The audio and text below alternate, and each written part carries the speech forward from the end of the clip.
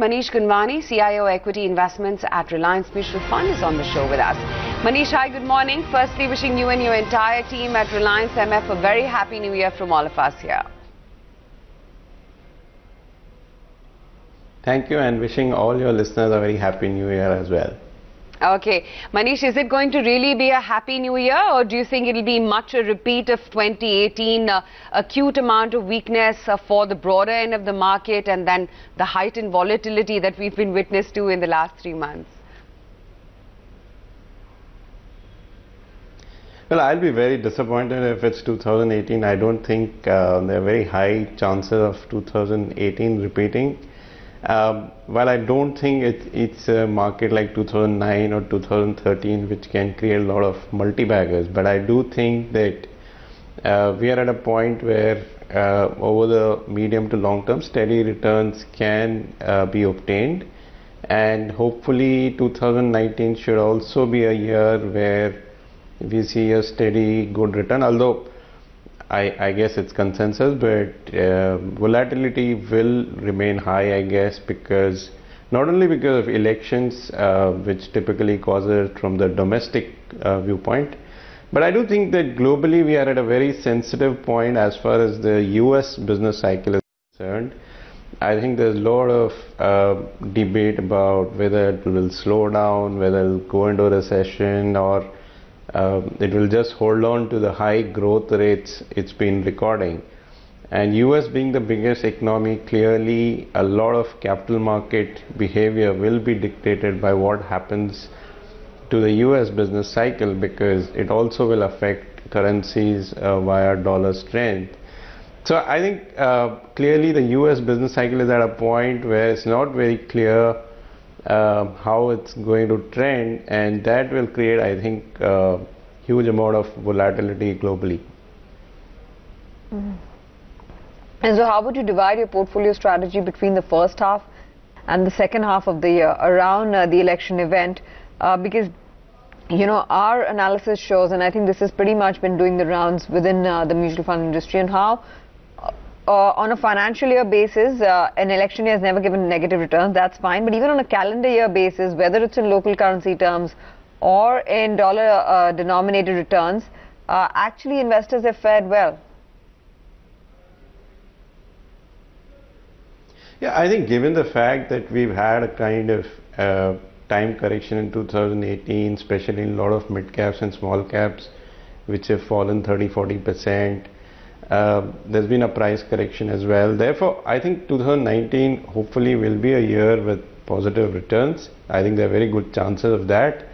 But in terms of portfolio strategy, more than splitting it across halves, I think traditionally what has happened is when things either improve or kind of deteriorate, value tends to outperform growth. So I think more than market cap, it's about style. I think there is a good chance that value stocks will outperform growth stocks this year, because one is, of course, that over the last 5–6 years, it's broadly been a market where growth has outperformed, and therefore the valuation gap between growth and value sectors is quite high. The second point, as I said, is let's say US goes into a mild slowdown, which has the potential of unleashing a very strong emerging markets rally. Then I think a lot of the cyclical sectors which are in the value zone right now and which have not performed over the last 4–5 years, so whether it's corporate banks, cement, real estate, hotels, etc., I think if the emerging market rally plays out, a lot of these stocks are at a valuation where they can give very, very meaningful returns. On the other hand, let's say there's a tail risk that US slows down much more than we think and goes into recession, then I still think that value stocks will outperform because the valuation support, the under ownership is there.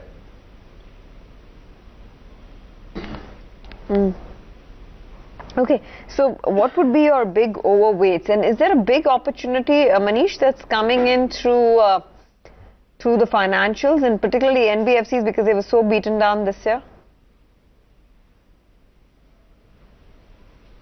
So broadly, we've been positive on financials, especially after the drop in crude price. Now, typically, again, what happens is actually capital markets don't work when oil drops, although the macro is improving, because globally there's always fear of a massive slowdown when oil collapses like this. But I think it's the time to accumulate cyclicals like financials during this time, because obviously when the macro is good, then slowly the currency becomes stable. Then because of that, there's a carry in the economy for foreign investors, and slowly the foreign flow will start turning, I think. So financials definitely from a top-down perspective make sense that way. From a bottom-up perspective, the large part of financial is banks, where again they're in a very sweet spot. There's a market share shift from NBFCs. There's treasury profits to be booked. The credit growth is coming back. So I think the banks especially are in a sweet spot. But at the same point, we are also positive on some niche NBFCs. I think there is no case for writing off NBFCs with a very broad brush. I think some of them play a very, very useful role in the economy, because a lot of customers, geographic segments, products, ticket sizes where banks cannot play a meaningful role. So we definitely like a lot of niche NBFCs in spaces like gold lending, auto lending, etc., where I think the valuation is very supportive right now. Right. Manish, just yesterday we were chatting with S. Narain, and he was of the belief that yes, while 2018 has been about large caps, this time around, maybe because there is a chance there could be a recovery in small caps, although, he said that 2019 is going to be a stock pickers year. But he said that it would make sense to diversify and allocate to multi-cap funds as well. Do you believe that there is a chance that we could see this big revival in the beaten down small and mid caps and they could finally make a comeback in 2019? Or would you believe that it's safest to stick by with large caps, and stay put with large cap funds in your mutual fund allocations? So for a couple of months now, we've been actually saying that multi-cap is our preferred strategy over large cap, because first of all, even on an aggregate basis, obviously in 2018 there was a kind of valuation convergence now with the fall in mid caps. But more importantly, I think even the mid cap universe has been polarized, where consumer staples, retail financial, consumer discretionary stocks, their valuations are very high and a lot of good things are built into the stock prices. But if you look at the value category in terms of, as I said, mid-cap cement, mid-cap utilities, hotels, airlines, hospitals, capital goods stocks. So there's a whole host of these segments which hasn't done too much for last 4-5 years. Some of them are trading at steep discounts on price to book or replacement cost. And if at all there's a EM rally, I think a lot of the value unlocking would happen in these segments. We have to remember that even Nifty and broadly emerging markets, if you see the performance in dollar terms and not in local currency terms, the Nifty is broadly flat since 2010. So there is a good chance that if US soft lands, which means that dollar starts weakening and US bond yields, they stop going up and may actually decrease a bit, which has been happening over the last couple of months. There could be a massive flow of capital back to emerging markets, because generally if you see emerging markets, they also are running very high real rates, including India. So if there is stability in the currency, then there is a lot of room for the central banks to lower interest rates, which is across emerging markets and India as well.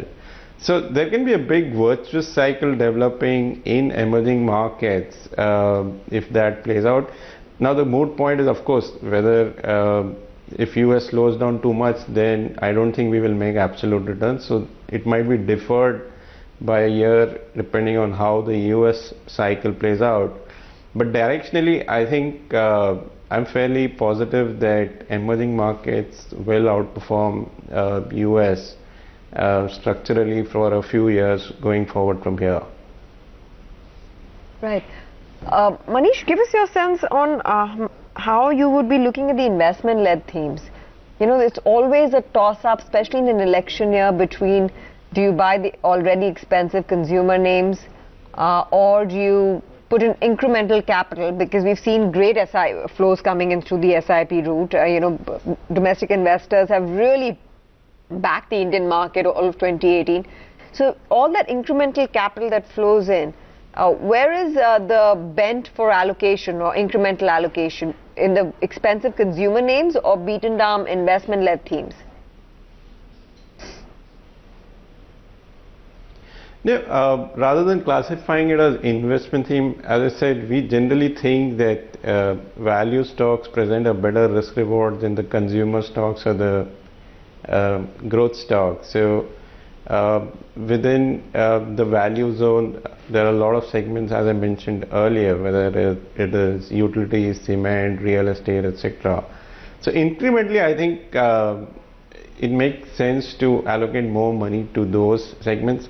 Having said that, we should also recognize that consumption is 60% of GDP and a big part of the stock market indices. So it's not like you want to be zero there, but just that incrementally the risk reward seems better in value stocks.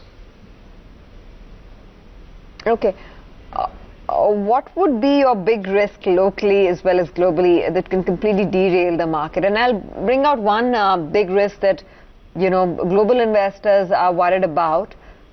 It's not something that's really on the horizon. I think it's just one of those scenarios which can completely damage sentiment at the core if it does happen. So you have a partial shutdown situation in the US. You have, you know, a struggle between the Senate as well as the lower house in the US, and many are saying that the scenario of an impeachment is not out of the realms of speculation. That would hit the US markets, that would hit developed markets. Do you think that emerging markets also would be sensitive to such a development? So it's difficult to be granular about the US business cycle because there are multiple forces at play there.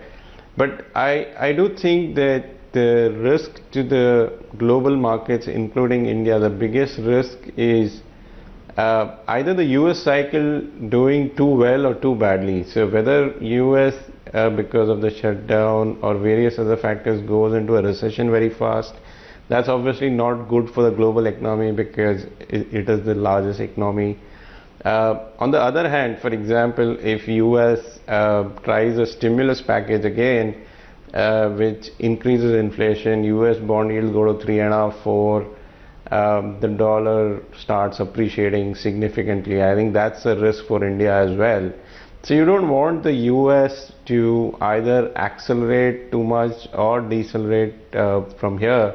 So the risk is that doesn't happen. The soft landing in US doesn't happen, and either there's an attempt to re-accelerate the US economy while it is slowing down, or there is a very sharp slowdown which is not part of the expectations yet. I think that's the biggest risk for the Indian market as well. I think the domestic scenario largely looks in control. I mean, you can debate about elections, but historically, as we've all seen, it's very difficult to predict the outcome and how it shapes up into earnings.